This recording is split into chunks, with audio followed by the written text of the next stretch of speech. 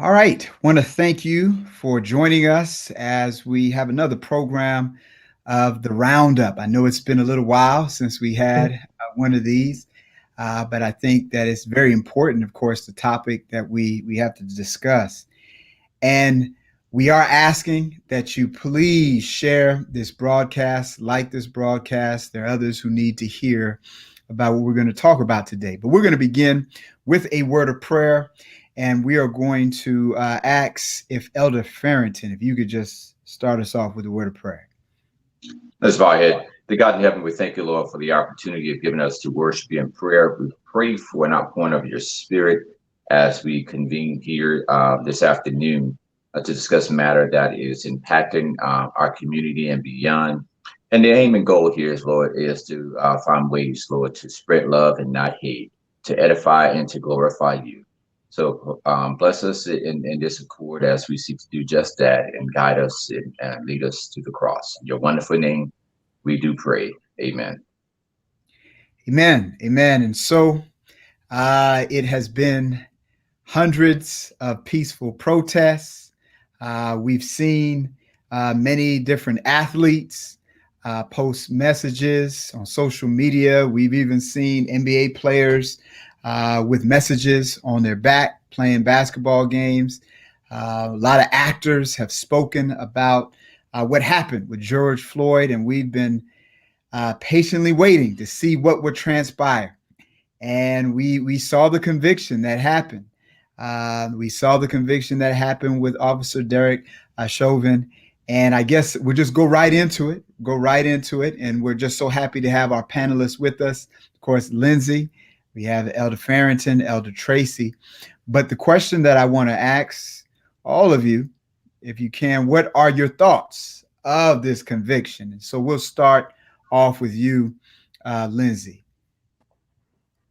Um, so my thoughts were first, finally, finally, officer is held accountable. And I was happy, but then my husband made a good point. He said, it's sad that we're happy about the fact that something finally went the way that it's supposed to. The fact that we weren't sure of the outcome until the judge read off all three of the verdicts, that says a lot. So the initial thought is finally, but it's still like the fact that we were even wondering, it just says a lot. All right. All right. Elder Farrington, what's your take?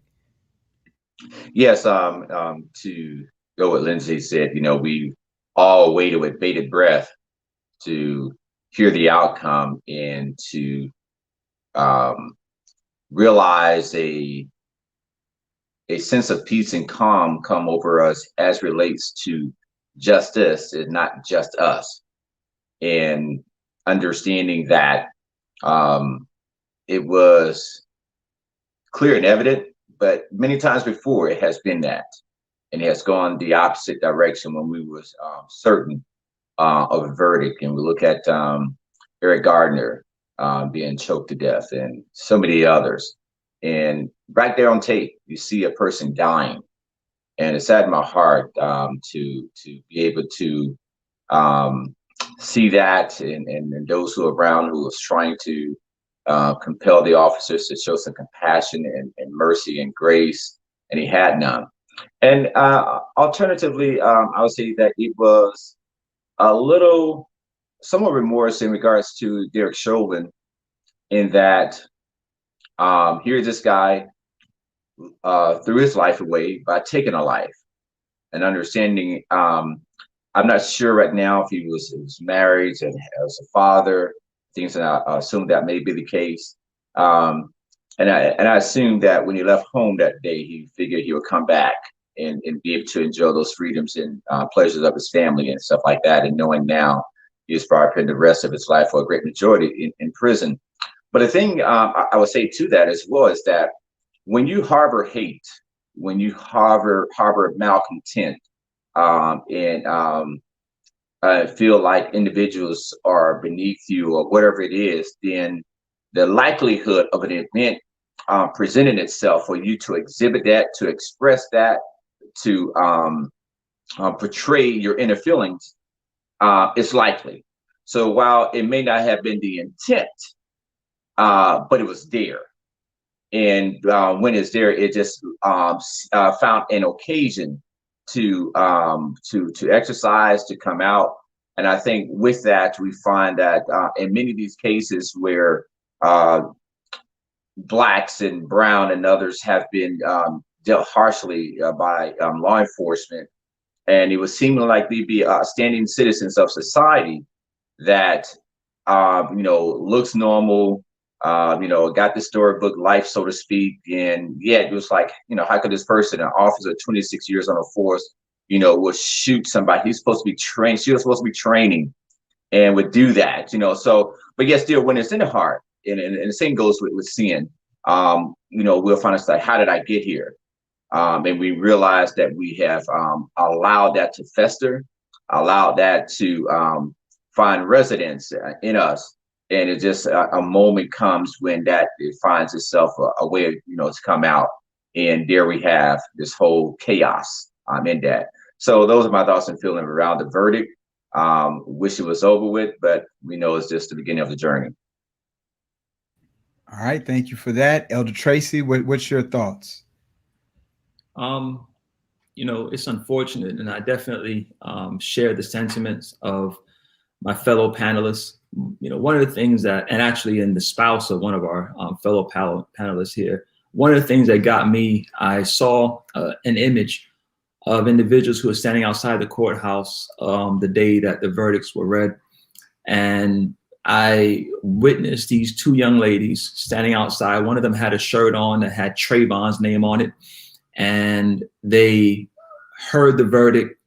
They had face masks on, but you get to see like their mouths were open, just utter shock and disbelief when the third one was read. And then they had a moment of almost wow. Then they embraced each other. And then they started crying. And the last emotion I saw was just bawling and crying. And so I think it really just captured what everyone was experiencing. It's not a moment for us to be happy or to be relieved at the conviction. The truth of the matter is, my relief was that it was not guilty, because if it was not guilty, there's no telling what would have happened next.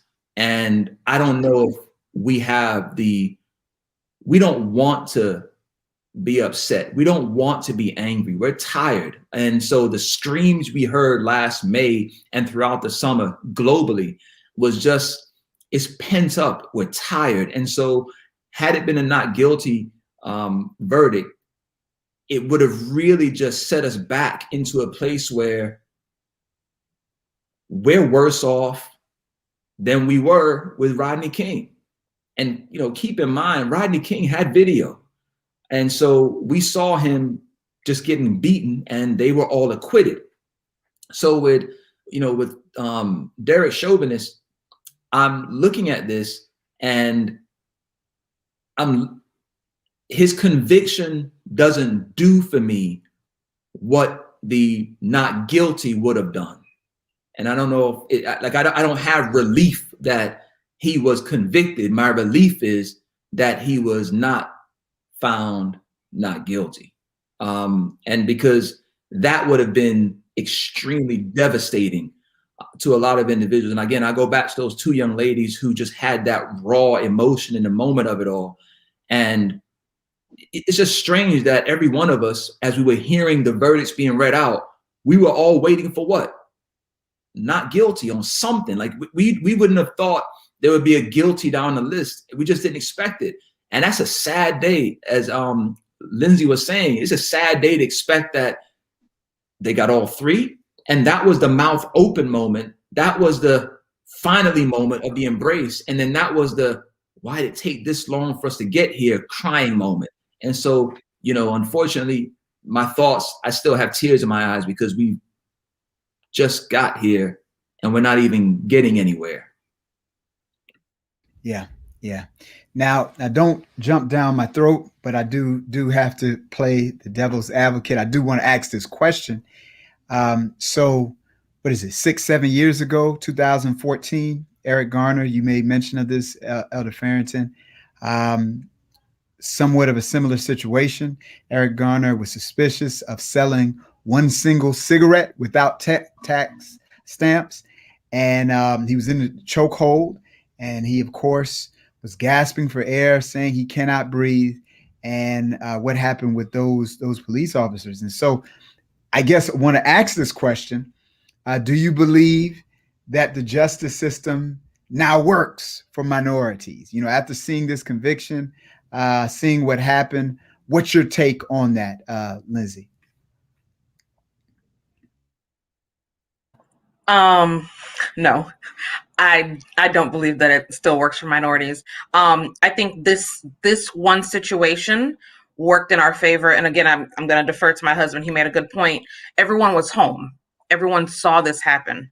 Everyone saw this video almost immediately after it happened. So it wasn't as easy to ignore it. It was a lot more for them to bring it to the forefront. They were forced to pay attention to this one situation. But further, I want to say that the justice system does not work for minorities, because in some of the clips, because I did not watch the trial. It's not something that I chose to do. But in the clips that I saw, it seemed that even the police were separating themselves from him, from Derek Chauvin. He wasn't a representation of policing gone wrong from what I saw. He was just a representation of himself, Derek Chauvin, a man who did the wrong thing, who was on trial. So in the end, the justice system, it hasn't changed. Further, the fact that in the weeks since the trial started, there have been a number of additional fatal shootings by the police continues to show that the justice system doesn't work for minorities. If it did work for minorities, it would start from the initial arrest all the way through either the convictions or the release of those people who were killed. Instead, they were executed before they could even be arrested and proven guilty. Minorities, we don't get the same benefit of innocent until proven guilty. We are automatically guilty and sentenced to death when the officer first arrives on the scene. And for minorities, it seems that their only options for dealing with us are either force or fatal force. There's no in between. Elder Farrington, what's your take? And you know, and I like this question or this comment by this person here. I wonder what the verdict would have been if the same individual was in power for a second term. That's a good question. Good question. But Elder Farrington, what's your take? I would say the justice system works for minority when 12 minority members that sits on a jury panel works for justice. When you have people that sit and control the destiny of someone that may be a part of their community, gone to school with them, or somehow associated and attached, or believe in that uniform.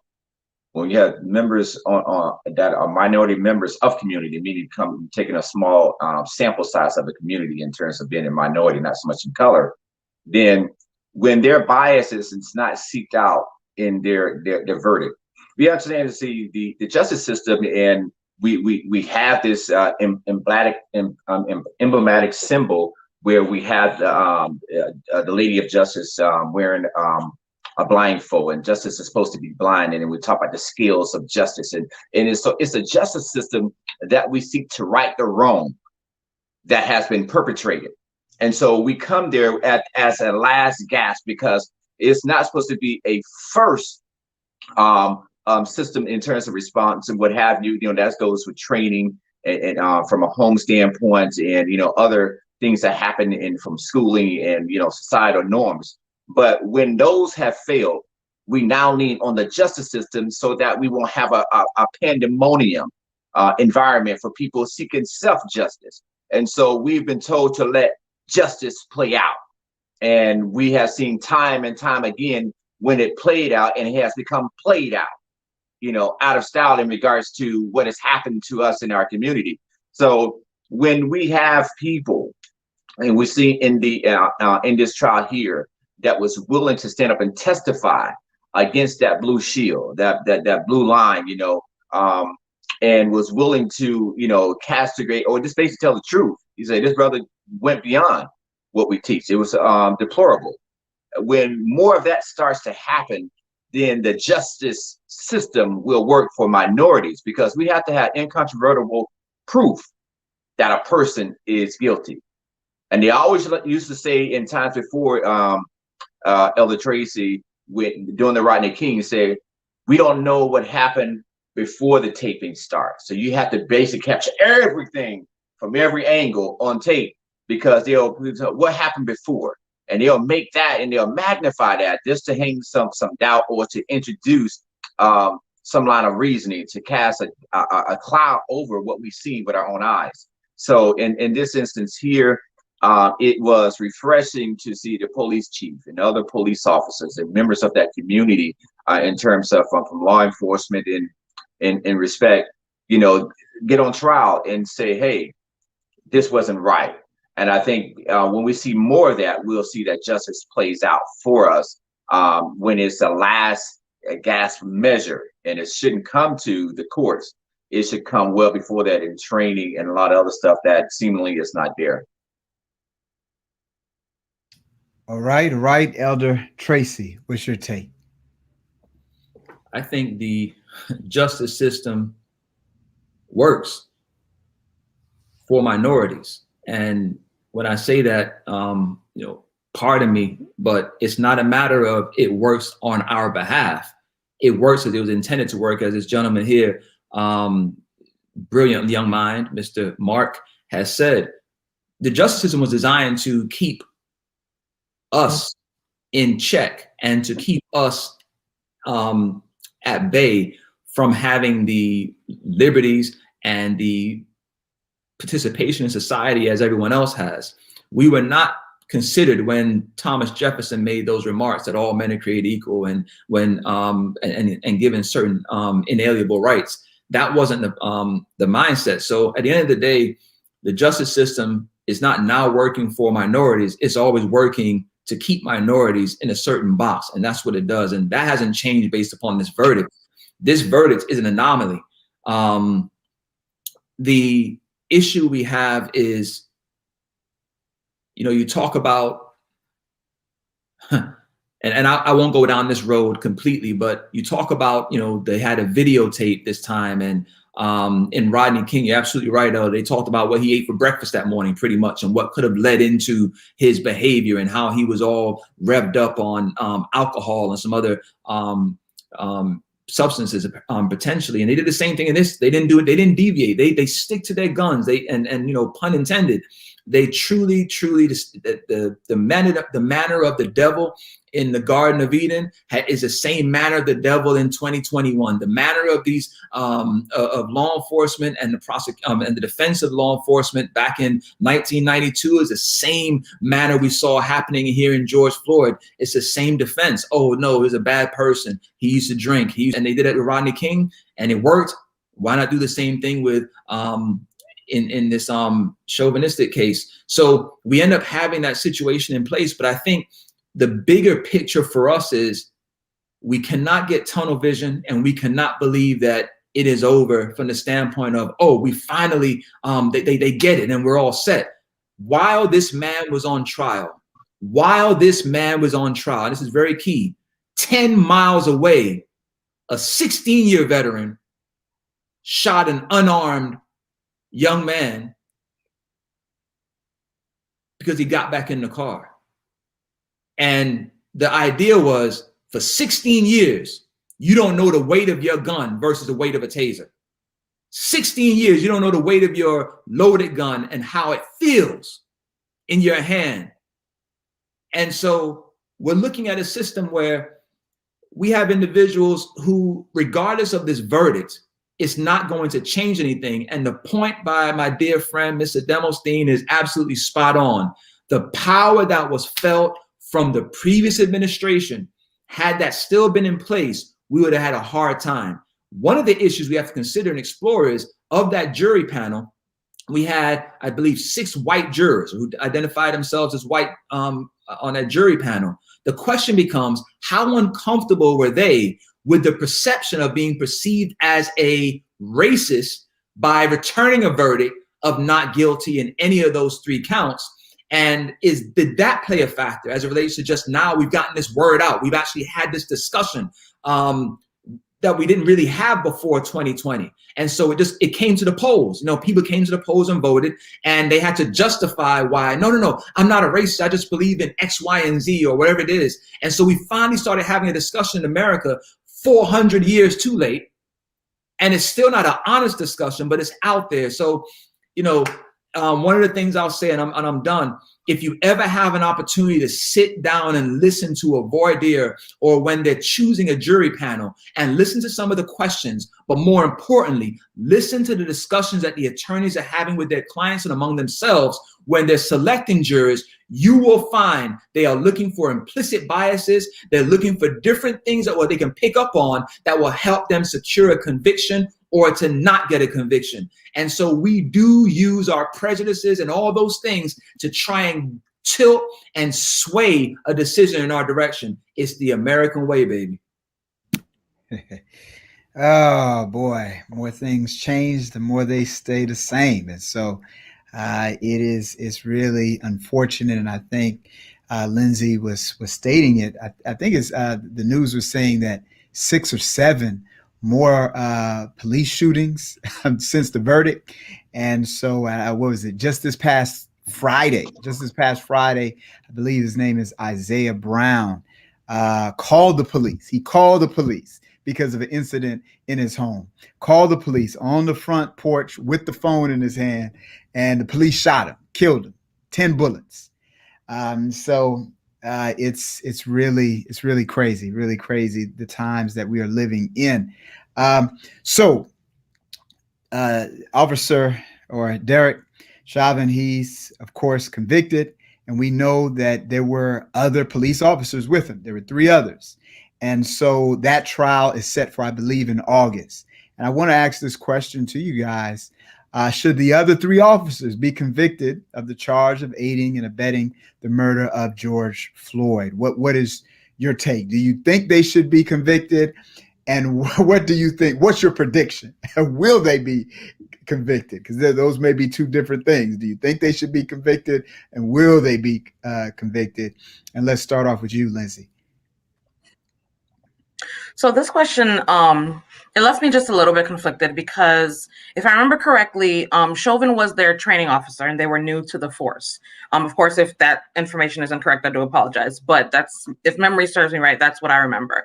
But in that mindset, I can understand how difficult it can be in the moment to speak up and speak out against something your superior is doing in a difficult situation. But, and this is a big but, as a human being, as a root person, one would hope that at some point your humanity outweighs the badge, outweighs rank, outweighs the responsibility that you feel towards this blue wall, or towards, not having marks against you in your file, whatever it may be. Because Chauvin has been found guilty, that means the evidence indicated that he did in fact commit a crime. I think that they should be convicted as well. In situations where a getaway driver is held accountable for either what the shooter or burglar does, so should they be held accountable for what their colleague did. My prediction, I honestly don't know if it's going to happen, because I don't think that they're going to give that much. Our shock at the fact that Chauvin was convicted speaks to that. It could and should happen, but I honestly don't think that it will. All right. Let's jump to our resident legal expert, our law department here at the Daughter of Zion Church, Elder Tracy. What is your take? Should the other 3 officers be convicted? And I mean, what do you think is going to happen? Well, a couple of things. The first thing is I concur with Lindsay on this one. So you have, from what I recall, you have at least one officer who was on the legs of George Floyd, while Chauvin is on his neck. there was medical evidence that the suppression of the legs created or assisted in the asphyxiation of George Floyd as well. And pretty much it hastened his death as well. You also had another officer who was standing near the sidewalk who was watching the individuals who were filming and never turned around. They kept telling him he's going to die, he's going to die, he can't breathe, look, look, look. And he just wouldn't turn around. He just completely just had no desire, care, empathy whatsoever, or concern for human life or Black life. And so when you see all of those things playing out, should they be convicted for their role in the murder of George Floyd? Yes. Will they? I don't have much faith that they will be, for a couple of reasons. I think number one, after having Derek Chauvin get a conviction, they will either one of two things. If they're going to defend this thing through trial, they can point at him and say he was convicted. He's the one that he was criminally liable. We were there, but he's our training officer. Other ones can say, I didn't even see what was going on. I had my back to him. I thought they were just securing him. There's a whole lot of little, shaking in. All you need is reasonable doubt, right? And then you also have a situation where they may end up pleading out, recognizing that the tenor or the feel of the community is just not there, and having convicted one officer and not knowing. Here's the biggest thing for me.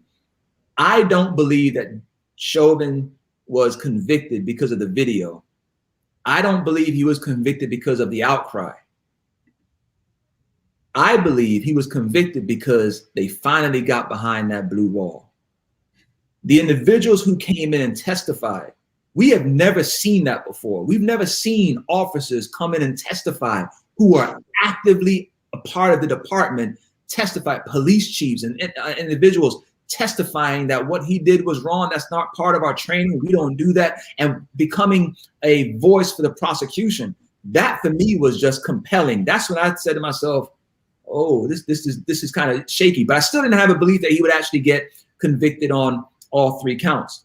However, on the flip side of it, that might factor into the other officers trying to work out a plea and trying to resolve their case short of going to trial, recognizing now you have sworn testimony from other departmental members who it can be used against you, or they may actually testify at your trial. So I think that's a very shaky place to be for these individuals. But just based upon what's happened in America, based upon what happened in Kentucky, based upon what's happened all throughout this country for years, they will, if they're betting people, they'll go ahead and take it to trial. I'm not sure if they'll actually get the conviction, but should they be? Most definitely. Complete disregard for human life. Yeah. I want to ask you this question, Elder Farrington. So, of course, with the death of George Floyd and his conviction of Chauvin, do you think that this may be a step in the right direction to help bring about police reform? What's your take? Yes, I think it would bring about police reform. It's just where it would happen. You gotta look at there's certain community resistant to change, no matter what happens. They feel that, a lot of times you will see in the halls of Congress, when they look to pass a bill, they say we have a law like this already on the books, and they would say that we have this already in place. Why we need to, go this direction? It's already there. But yes, I think it will happen. It's just a matter of it won't be widespread. It won't be all over the country. It'll be pockets where you'll find communities that are engaged in community policing and bringing people into the mix. And I heard someone suggest when this rave of police violence perpetrated against our communities were happening last year, that they need to bring social workers on these calls. You recall that the gentleman that was in New York somewhere was out in the street, naked, and they put a bag over his face and ended up choking out. But before that, they had the guy kneel down, and it's cold and it's snowing, and they didn't saw him as a human being. And when we look at a lot of this stuff, we know the brother who called the police is, that was his brother. He didn't call the police to kill his brother. It was out of a sense of compassion, thinking that they'll be in a position to try to restrain and bring some, sense of calm to the situation, but they're exacerbated by, wanting to exact, full corporal punishment. And that's supposed to be reserved for the courts. When you look at a lot of times when police are called to these situations, it's minor.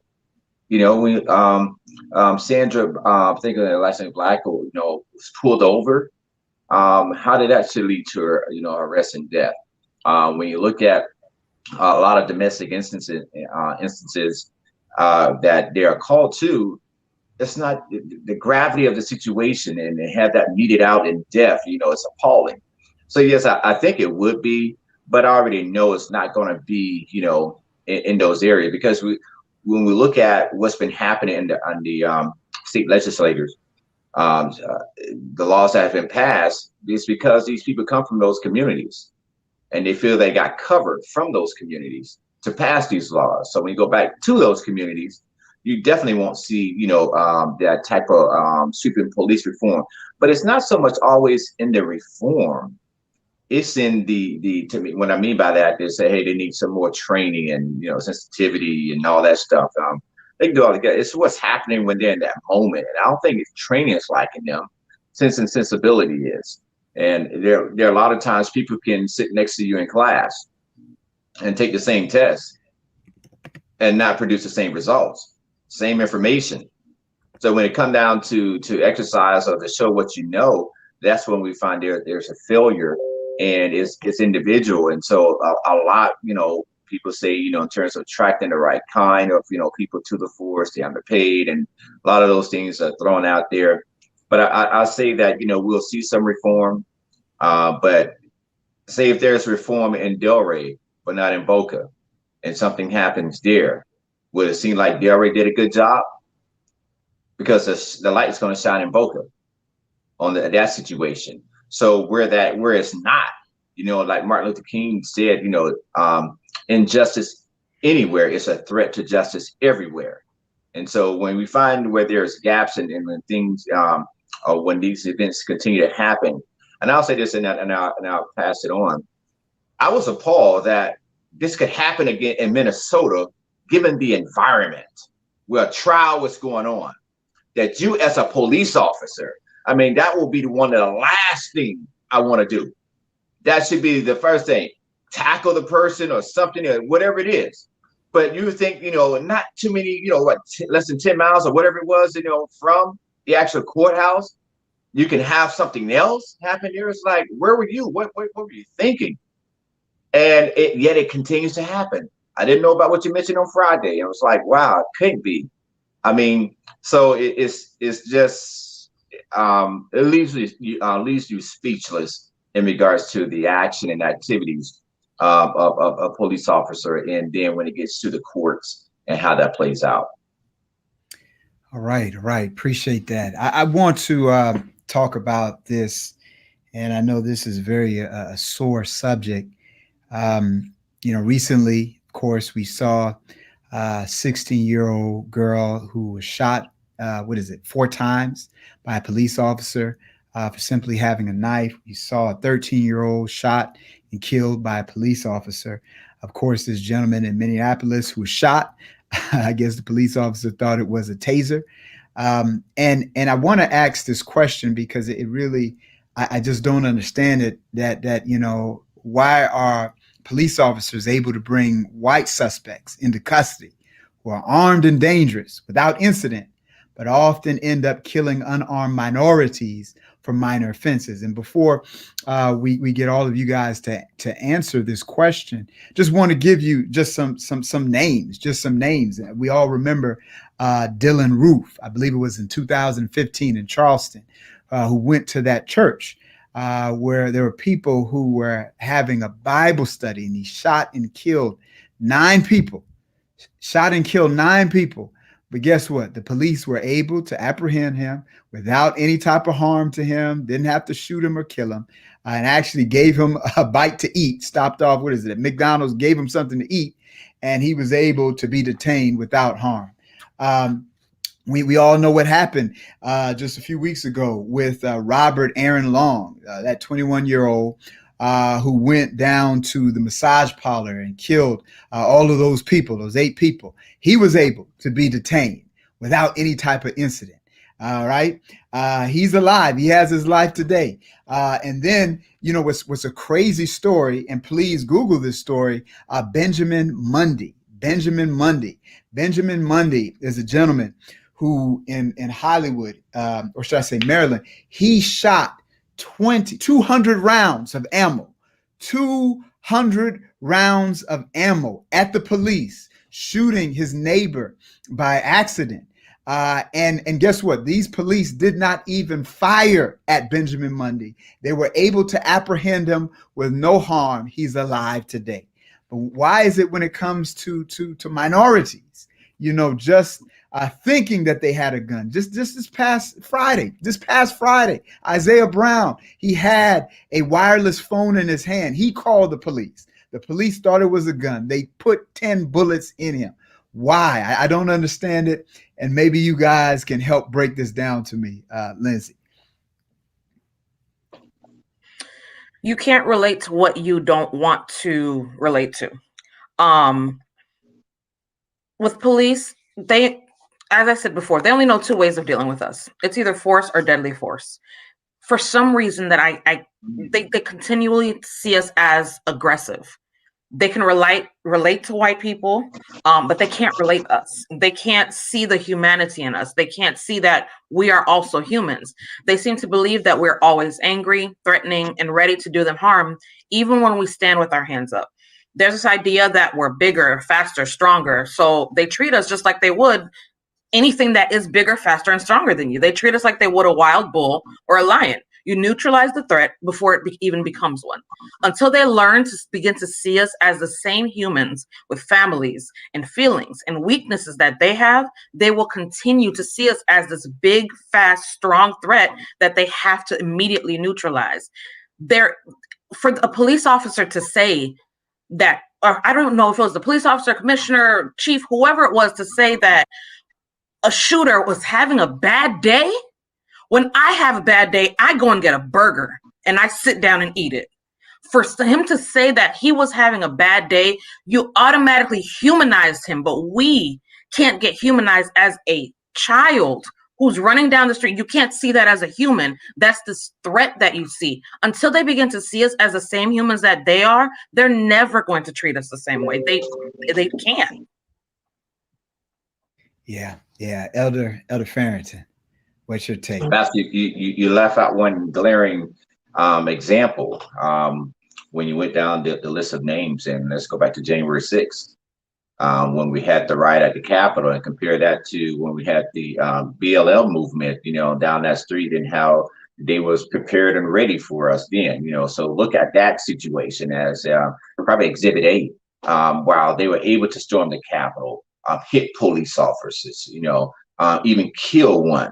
And you think that would have been a moment for a bloodbath, you know, by the, you know, defending federal property. And then, you know, these people who are considering themselves friends of the police and, you know, party of law and order, you know, was taking out their own version of order, not so much law, because one who they has anointed as their leader wasn't elected to office. But when we look at that and how that was treated, and how officers themselves treated their kind, and when it's us, you know, they exercise so much restraint in that manner on January the 6th, and it was just appalling. I mean, it's like it should have been like shooting fish in a barrel. And I'm not advocating for the violence, but I know that had it been us, it would have been a massacre, you know, for the activity, and how long it took for the National Guard to get there, only being held out because of the president. The United States wanted that to happen.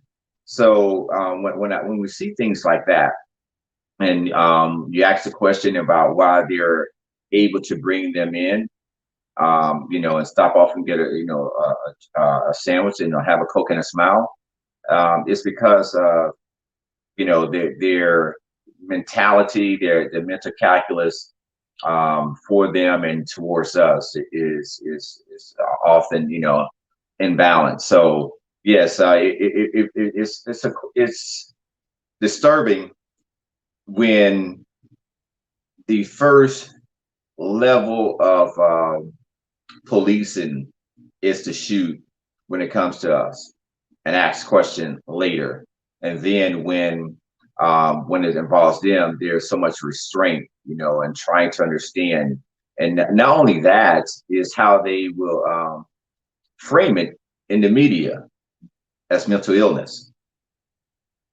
And for us, it's deranged, lunatic, thug, and all the derogatory terms that, you know, one could think of. But with them, you know, something was off center, it wasn't just quite right, you know, and he was bullied in school, and they would, you know, look for something to, you know, to position that person against that moment to soften our, you know, our thoughts towards that person, and it's just crazy. So I can't explain why it happens to a point that it continues to happen, but for what I said, you know, it stands to reason.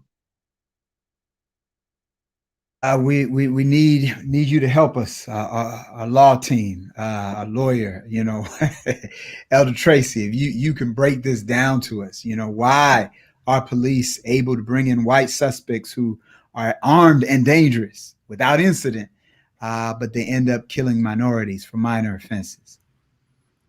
Unfortunately, I can't bring you any perspective from a legal mind. I'm incensed. I'm enraged.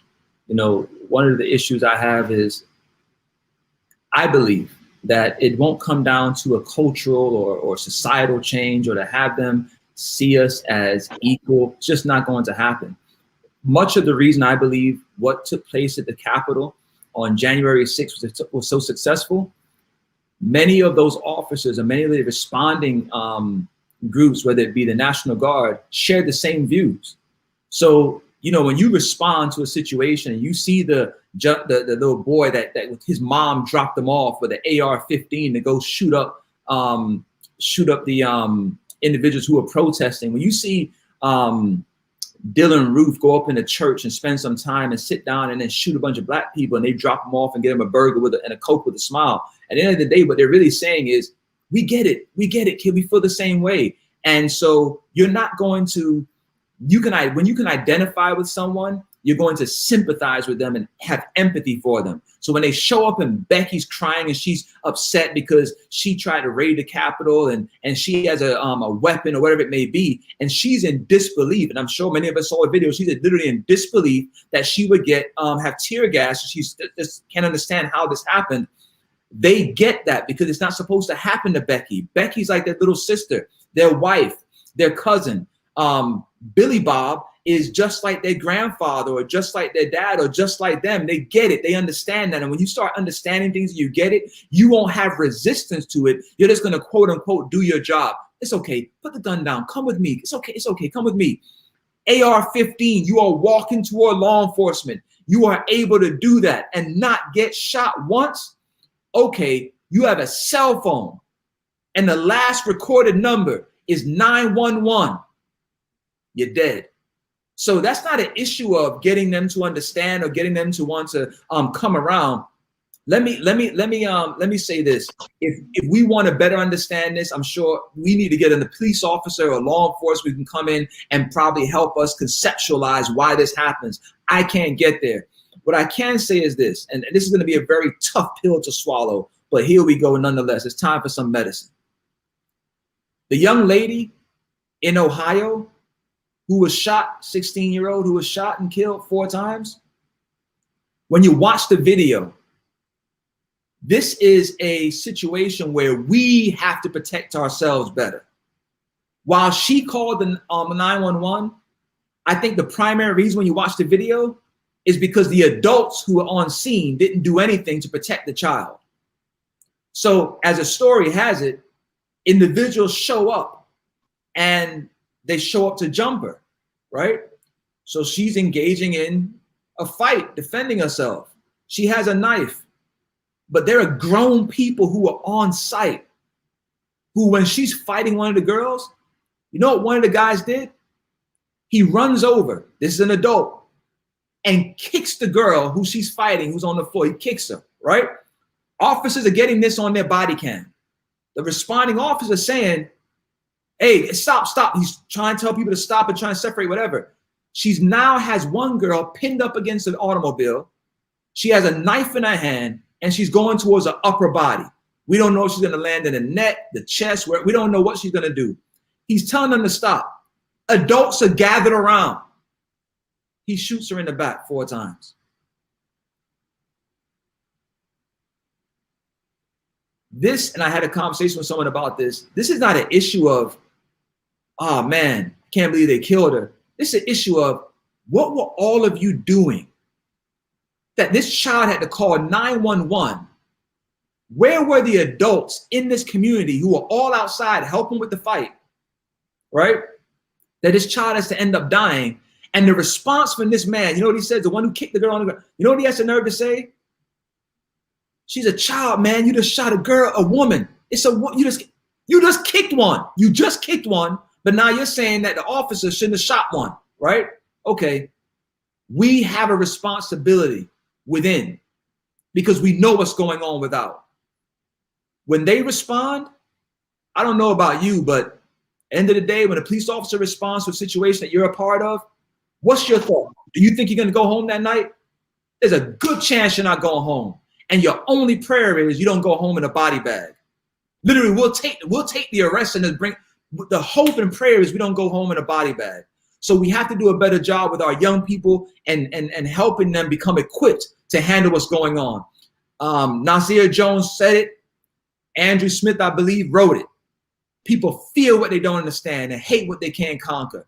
The response is oftentimes, the mentality is oftentimes, they are a threat based upon their skin. They know what we've done to them for years. They still haven't forgiven us. And so let's just go ahead and take them out from the onset.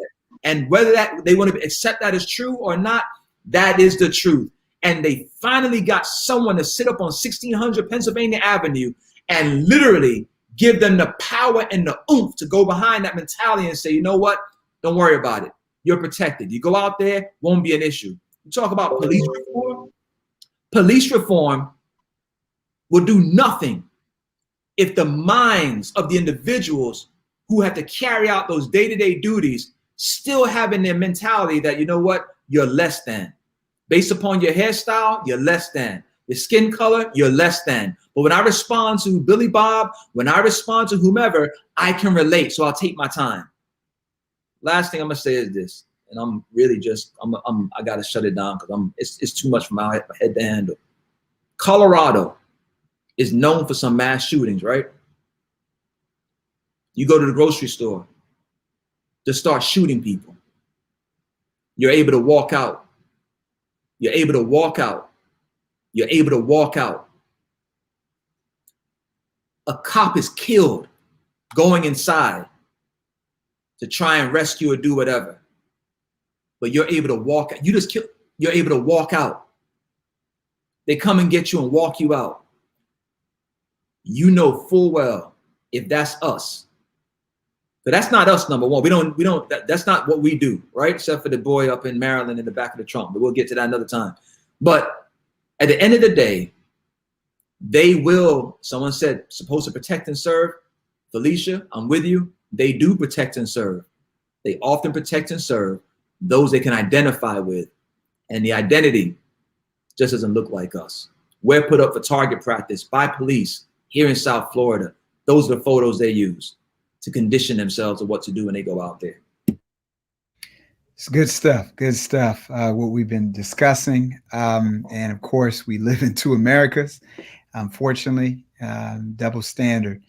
But I want to take a sharp turn. I know we only have a few more minutes left, but I want to try to see if we can try to broach this topic. Now, of course, looking at the news, what's recently been happening, we've been seeing all these mass shootings. Of course, Wisconsin, at the bar, Indianapolis, at FedEx, Atlanta, with that young man who shot up the massage parlor, all of these mass shootings. And what's very interesting is that, these are the shootings that have been recorded on the news. But what's interesting is that since this year has begun, 2021, not looking at 2020, but 2021, there have been over 165 mass shootings.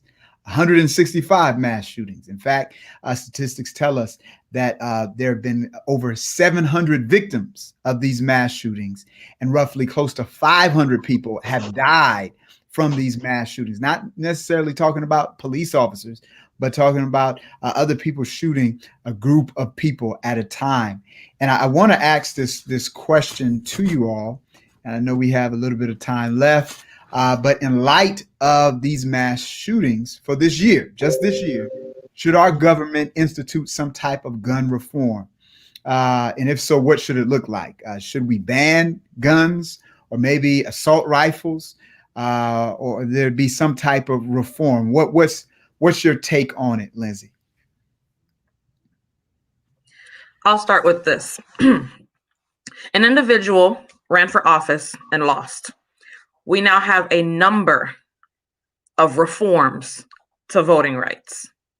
I don't know how many shootings we've had, but we're not even allowed to have the conversation about gun reform. That's a problem. We clearly need gun reform in America.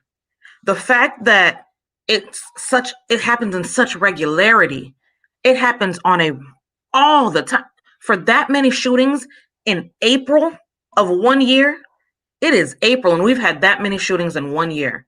I understand, First Amendment, whatever it may be, Second Amendment, whatever it may be, but everything has to change with the times. When there's too much of something, you have to be able to be open to changing it. So we definitely need gun reform. I am not a politician, so I'm not sure, what that gun reform should look like, but we need some type of gun reform. Just like they were so quick to change voting rights and make huge changes we voted in November, and I don't know how many voting rights have been changed now in April. We've had gun shootings for years and years and years, but we're not even allowed to have the conversation. We need to have gun reform. They need to stop allowing people to have these assault rifles. I, as a regular human being, don't need an assault rifle. I'm not going to war. I'm not fighting a war on the streets. I don't understand why we need to have assault rifles or the ability to turn handguns into assault rifles. We have all these things that are just not necessary. And I know an argument that a lot of people have is that they come in through the black market. They come in and they're not, the illegal guns. They need to take a look at that too. They need to figure out a way to fix the problem instead of just handing out guns and allowing these guns to arm yourselves. We are Americans arming ourselves against America. That is one of the number one things that they say. Like if you have ever gone to a gun show, I went to one in my life. I don't ever want to go again because I was terrified the entire time. The entire time that they're there, they're literally shouting and tooting, protect yourself, protect yourself. We have the right to hold our guns. We have the right to do this, the right to do that. But then at the same time, they're fighting for all these things for the same country that they're fighting to protect ourselves against. So it's like they talk about gun reform, or they don't talk about gun reform. They talk about guns only when it suits them. They put this cookie cutter, they take a cookie and then they cut it to fit what it needs to be for them. We need gun reform. It's not something that is just an idea. It's not something that, at some point we'll talk about it. I think it's like when Moses went to Pharaoh. When did Pharaoh finally say, all right, enough is enough, you guys can go? When it hit him in his home. I'm not saying that this has to happen, but I'm saying that until something as bad as it happens to them happens, we're not going to even have the conversation about gun reform. Definitely. And so again, let me just say, because I think I misquoted the statistics. So it is about 165 mass shootings since the year started, about 700 victims, but not 500 deaths, but close to 200 deaths from these mass shootings. And so when I ask you this question, Elder Farrington, do we need to be like Canada? All right, no guns are allowed. What's your take, Elder Farrington? Yes, man, and this may disappoint you, but I saw two compelling comments on the screen. One by Ricky and one by Felicia. Now I don't know if you can bring those up, And I will submit that as my response because I think it was spot on. So I read it says significantly expand background checks for all domestic firearm sales, close private sales, gun show and internet loopholes, impose a federal ban on domestic abuser and FBI watch list users. And Felicia had one as well. Okay, require all prospective firearm persons to obtain a universal firearm safety certificate obtainable only after completing a comprehensive safety training course. Reconstitute Project Aware. Not familiar with that, Ricky, but I like that. What was put forth there: repeal the Dickey Amendment, finally allowing the CDC to study firearm violence as a public health crisis. Subject any and all companies, dealers, private owners to serve criminal liability. And I think if you did all that, Ricky, man, we will see a lot of that mass shooting that we're experiencing to decrease substantially. All right. I appreciate that. Elder Tracy, what's your take? America is a very funny place. We have a country that really talks a lot about the dream and this idea of living in a melting pot and having these freedoms and being a democracy and having all this stuff. And it's been for years we really presented that, but the last 5 years or so we've actually seen true America just kind of bubble up, and just a lot of hate here. End of the day, it's just a lot of hate. It's just a lot of hate, and there's a lot of groups of individuals who are living in one country that hate each other. And I don't believe that a gun reform is going to happen, number one. Number two, if it did happen, I don't see that resolving the issue that is going on. Now, I understand the statistics are what they are, but they never shot Rodney King. They just beat the living daylights out of him and gave him permanent brain damage. You know what I mean? And so we're talking about, and I know we're talking about mass shootings, but I got to go back to where this all kind of stemming from. We're talking about disparate treatment. And so we have a situation in this country where there are people who call themselves Americans that just can't stand each other. Like if you go to Herzegovina over in Bosnia back in the days, like it was ethnic cleansing because they didn't call themselves the same. There was just, different groups of populations living in these countries. And you have issues with, Islamic states and perhaps other, Christian groups living in there. And so you have some issues there. And I think one of the statements you were referring to, Elder Farrington, was Felicia talked about living in China for 2 years and how she didn't have any kind of issues with gun violence while living there, or there were no issues that came up. But America is one of the few places that you'll have groups of individuals call themselves American and hate each other internally.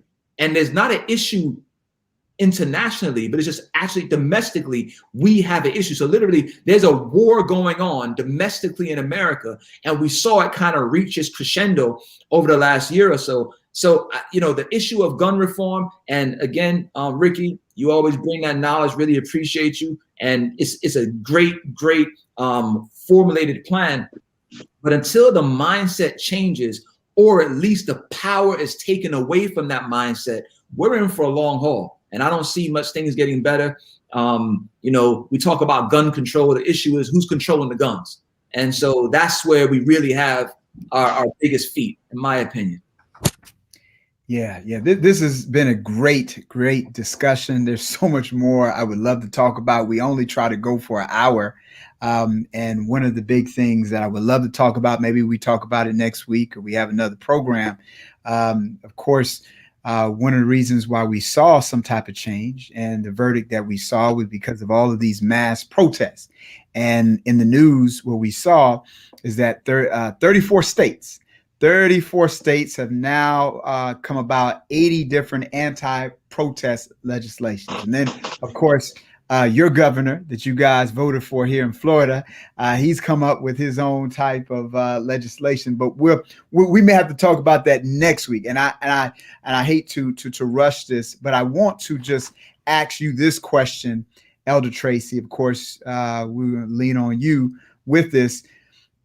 Let's go back to George Floyd. And I think that one of the reasons why, of course, Chauvin was convicted, because people recorded it. There were multiple angles. There were multiple witnesses.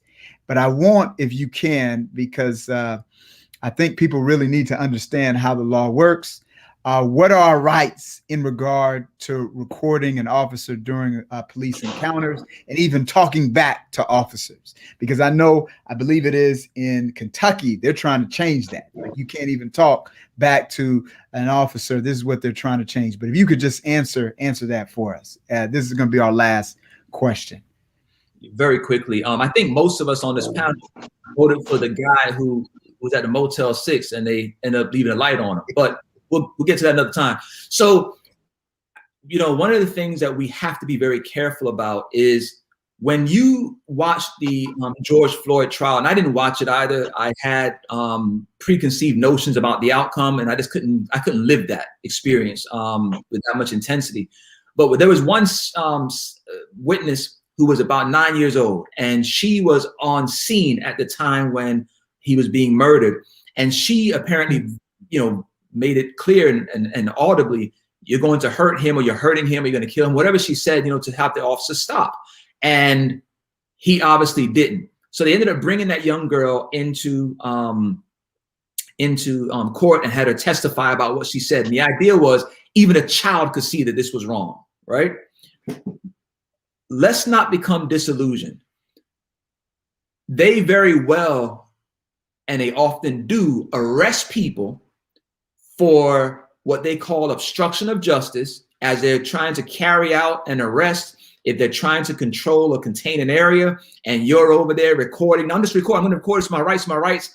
If you're being placed or being detained and you have your phone and you claim you want to record it, they'll grab your phone from you. They'll say you're impeding an investigation, obstruction of justice. And if you begin to use certain colorful language when speaking to an officer, they can use that language against you. They can do whatever it may be. But if you and use that type of language against an officer, you can be, and most likely will be, arrested for resisting arrest without violence. And again, that's based upon what you're saying.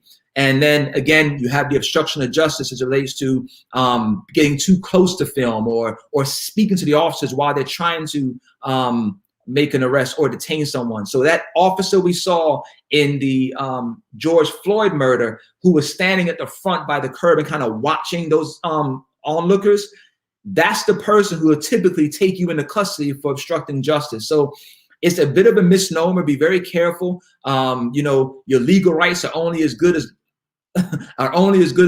as long as you're alive at the end of the day. So you need to make sure, number one, you're actually alive at the end of the whole encounter. And number two, that you're recognizing that it is not a free for all because you saw that it worked for George Floyd. You can go record as well and everything would be just fine. And you'll get a slot on 2020 when they talk about your impact and your role in this conviction. The little 9-year-old girl, and I appreciate the fact that she did speak out when she saw something wrong, but that's a bit of an anomaly. And it's, I think, sad for the media to portray it as though it's something that can be done, knowing full well if you go out there and the officers are seeing you interact that way with them, they will place you under arrest as well, and perhaps worse for our kind. So I just want to make sure we're very careful in that regard. And as it relates to that mob intimidation bill, it is real in Florida. They don't want protests. They say blocking roadways. You know how easily they could have arrested those individuals in Minnesota for quote unquote blocking the roadway or blocking ingress or egress. And so now they're trying to say, and what the governor said specifically, the one that none of us voted for, because we all voted for the one from the Motel 6 that had the light on, shine on them later, is that he does not want it to turn into Portland. He does not want it to turn into Minnesota. And think about those states that he's and cities that he's referring to. These are cities that had mass protests and actually effectuated change that they don't want in this good old boy state of Florida.